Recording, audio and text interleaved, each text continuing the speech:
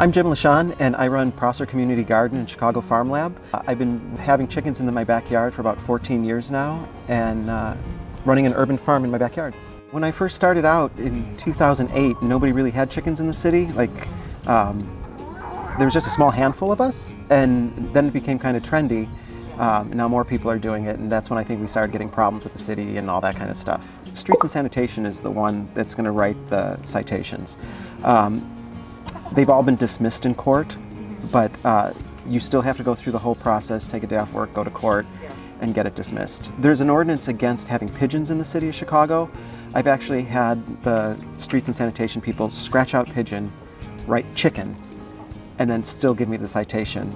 And I've actually had to explain to the state's prosecutor, I guess, or Cook County, that chickens are not the same bird as pigeons. When I first started with chickens, I had chicken fever, and I loved all things chicken. So I went to the feed store, saw 3 birds, got them.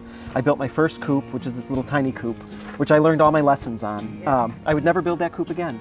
I did everything wrong. I would say the first 3 birds were pets, and they lived a full chicken life. Some of them are buried right over there. I couldn't eat them or anything because I knew them. The oldest chicken I think was 9 years old when she died.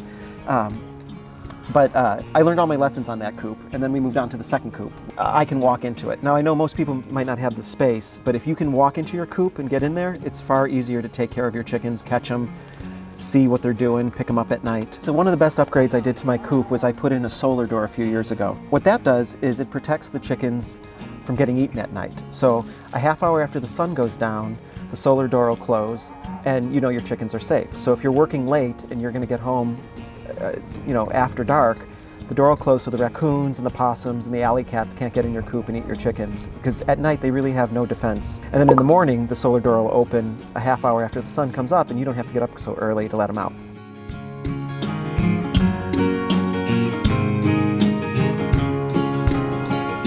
Once your chickens start laying eggs, especially in the spring, you'll have plenty of eggs, and the best way to get on your neighbor's good side is to, obviously give some eggs. With the community farm I run across the street, we have about 50 birds, and there's people actually outside the fence. They see me collecting the eggs, and they catch me while I cross the street coming back to my house to buy my eggs. So I can't keep them fast enough. Now the color of the eggs are all different depending on the breed of chicken. So just like people are different colors, chickens are different colors. So sometimes you get brown eggs, blue eggs, green eggs. It depends on the breed. But they're all chickens, they all taste the same. Brown eggs are no better for you than a white egg. It depends on what they eat, and how they're raised. So nest boxes, you need to get the right size nest box. They say in all the books and stuff that you need a 14 by 14 inch square. That's about right. So a little bigger than a milk crate is best. Make sure you put clean bedding in every night.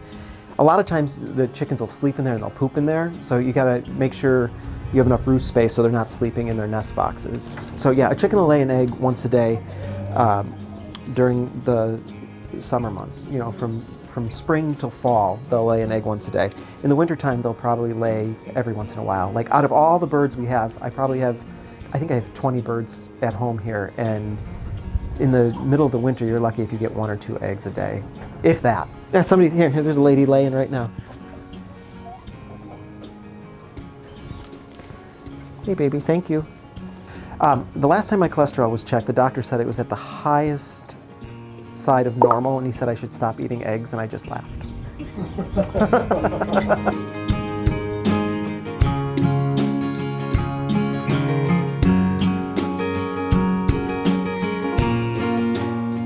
So this is how I raise my chicks if I don't have a mother. It's basically just a Rubbermaid tub that I cut the top out and put a little chicken wire.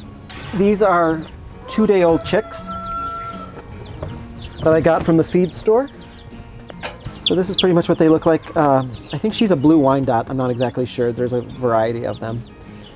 You have to keep them at 95 degrees when they're first born, and then every week after that you drop 5 degrees until you hit room temperature, and then they're feathering out and they're fine.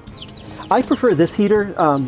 This is a British company that makes it. I kind of find the light bulbs kind of cruel, because after raising chicks with the mothers, they really like to be in a dark, warm, feathery, under the mother's bottom to keep warm. So I kind of find that this is my opinion, that putting a baby under a 75 watt bright light bulb is the only place that they can find warmth is kind of cruel. So I think these boxes they got now, it's just a heating element in there and it's dark. Hi, baby.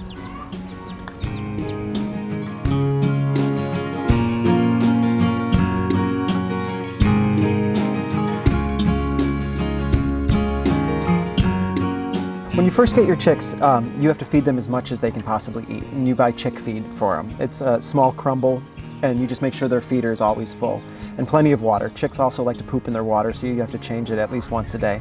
Once the birds become adults, they eat about a half a cup of food per day, and they need to get a layer ration.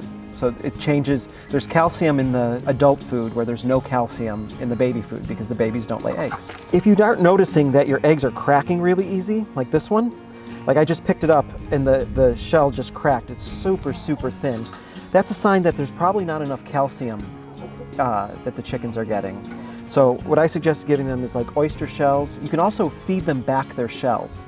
So I save all my shells, dry them up, crush them, and I feed them back to the chickens. Do keep your coop clean of like debris and stuff. Like living in the city, one of the things that happens is little pieces of plastic, the little cellophane off a cigarette wrapper.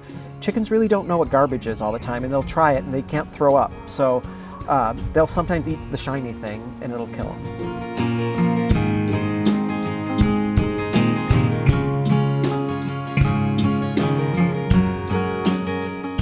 One of the easiest ways to see if your chickens are healthy or not is by looking at their poop.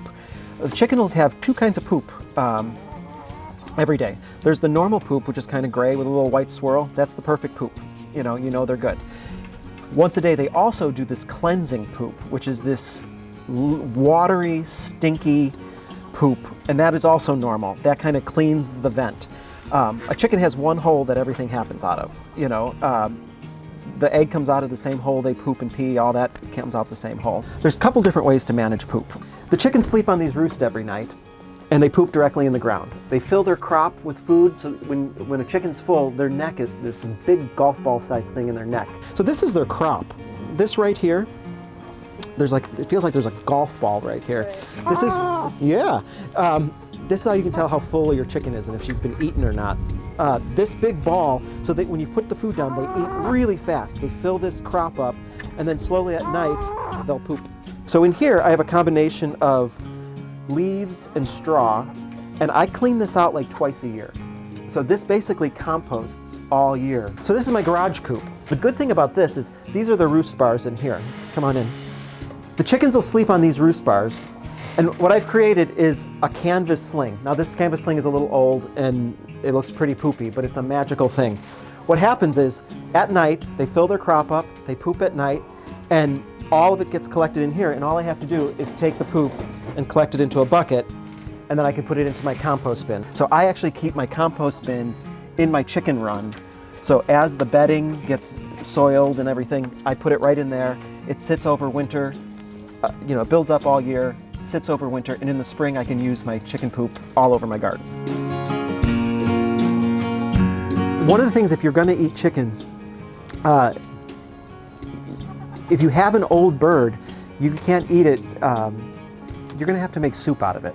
An old bird does not make good fresh chicken. Like if you think you're just going to fry it up like KFC, no good. It's going to be tough and terrible. The chickens that we're accustomed to eating in this country, or all over, are usually no more than 9 months old, which some people find cruel that you'd be eating such a young bird. But after that, they become incredibly tough. There is a law that you cannot butcher your own chickens in the city of Chicago, but if you find a local butcher, they'll slaughter them and defeather them and all that for you.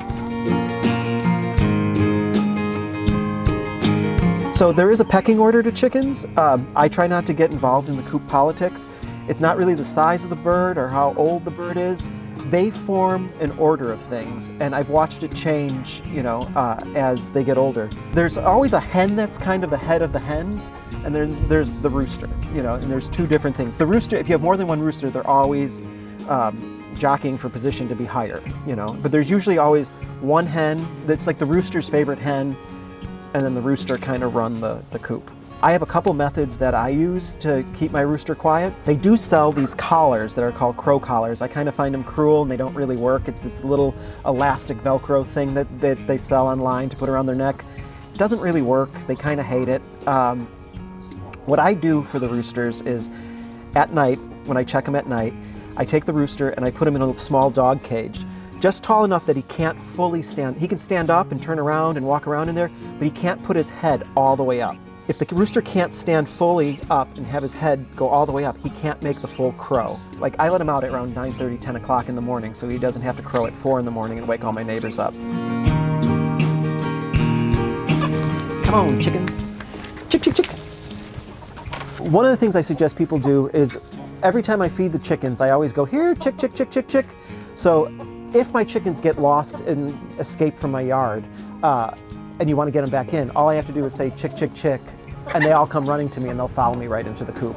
You're not going to catch a chicken. You have to trick them with food to get them back in. So if you have a chicken that likes to jump the fence a lot, I found that if you have a fence that's like 4 feet, they're going to eventually learn how to jump it.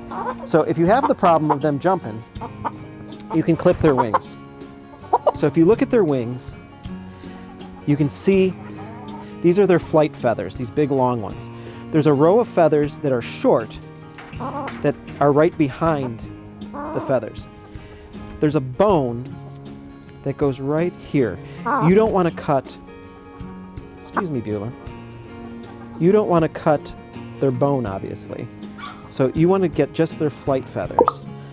So if you just go, just like this, it's like cutting fingernails. They don't feel it, they might not like it. Now she can't fly over the fence no more. Sorry, Beulah.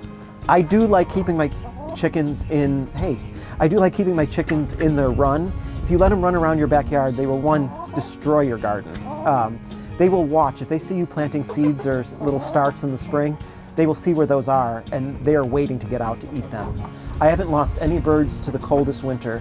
I have a thermometer with a light, and a couple years back we had the polar vortex, and I think it was like a true 14 degrees below zero. I lifted my oldest bird and I shined the thermometer on her feet, and they were 98 degrees, and it was negative 14 outside.